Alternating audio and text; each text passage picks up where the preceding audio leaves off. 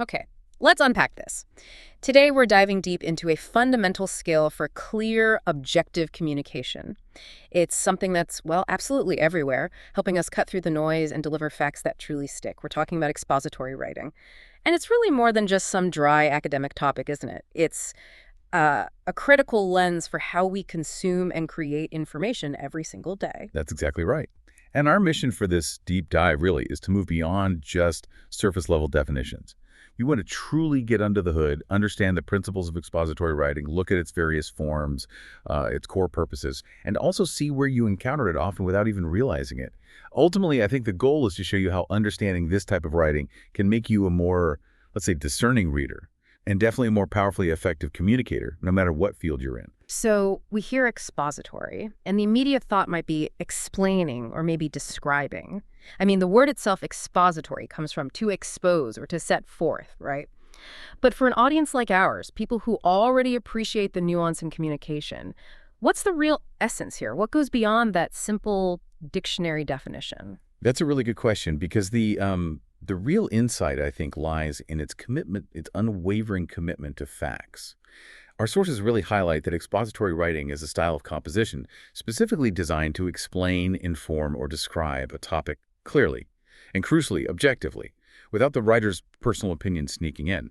But what's fascinating here, and maybe a bit challenging, is realizing that true objectivity, well, it isn't just about not stating your opinion. It's an active thing, a rigorous process of checking your own implicit biases. Even in, subtle choices like which facts you decide to include or how you frame them, it's actually much harder than it might sound on the surface. That's a critical distinction. So it's like a constant negotiation almost between presenting the truth and making sure your own perspective doesn't unconsciously color it.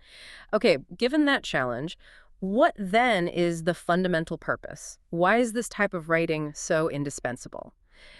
Here's where it gets really interesting, I think, because the why behind it is incredibly practical. It truly is. The purposes are all about, well, utility and clarity for you, the person taking in the information. So first, there's informing.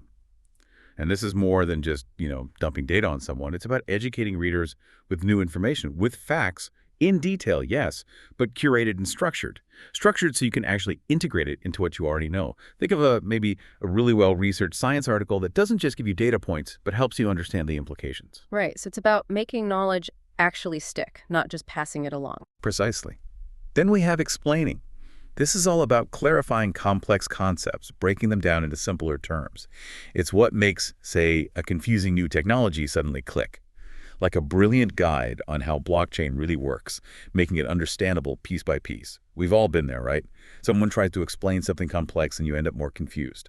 Good expository writing avoids that pitfall. Absolutely. It's about illumination, not just adding more fog. Exactly. Next up is instructing. This is providing clear, step-by-step guidance to perform tasks. We might think of recipes or those sometimes notorious furniture assembly guides. That's where clear, sequential expository writing is the difference between, a delicious meal or a bookshelf that just won't stand up straight. Yes, definitely experienced that. And finally, there's presenting and analysis. This is often used to analyze data and present neutral findings. Think of something like a market research report that details consumer trends, but doesn't necessarily push for one particular business strategy. It just lays out the facts. If you connect all this to the bigger picture, these purposes are really crucial tools. They help us navigate a world that's just overflowing with information, giving us these reliable anchors of fact and understanding. It really sounds like expository writing gives us a whole toolbox, different ways to arrange information effectively. So how do we then go about identifying which tool is being used when we're reading something? So what does this all mean for different structures? What are the common frameworks we should look for? You're spot on. Recognizing these distinct types, these structures, helps you process information much more effectively. First, we have cause and effect. Pretty straightforward name, right? It describes the cause of one event and its effect or outcome. What's fascinating here, I think, is how often we instinctively look for these connections in everyday life. Why did X happen and what did it lead to? But the deeper dive, the challenge, is understanding the complexity of truly distinguishing causation from just correlation. That's a hurdle you see a lot in research and sometimes in news reporting. Right. It's so easy to jump to conclusions, but good expository writing helps us slow down and see the actual link, if there is one. Indeed. And there's problem solution. This structure discusses an issue, lays out a problem, and then explores potential solutions to fix it. It's a really common and powerful structure you see in proposals, analytical reports. Basically, laying out a situation and then clearly detailing a viable path forward. Makes sense. Very practical. Very. Next, compare and contrast. This examines the similarities and the differences between two or more subjects. The goal is deeper understanding. Just think about how this helps you make crucial decisions in your own life, whether you're weighing the pros and cons of different, say, educational paths, or even just comparing two different cars before buying one. It's basically the mental process we use for almost any significant choice we make, isn't it? Precisely. It maps onto how we think. We also have definition and description. This one's pretty foundational. It's about defining a topic by describing its key characteristics. But it's not just like a dictionary entry. It's about building a really robust conceptual framework for maybe a complex subject. Laying the groundwork. Exactly. And finally, sequential. This structure presents information in a series of steps, in order.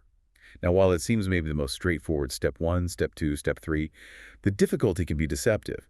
The challenge lies in anticipating every possible variation or question or exception that a reader might run into, especially important in things like technical manuals or detailed instructional guides. Okay, so if you can spot these structures, cause effect, problem solution, compare contrast, and so on when you're reading, it's almost like having a mental roadmap for the text. It could dramatically speed up your comprehension, help you absorb the core message much faster. Absolutely. And the thing is, you'll find expository writing absolutely everywhere. It's not just locked away in academic papers.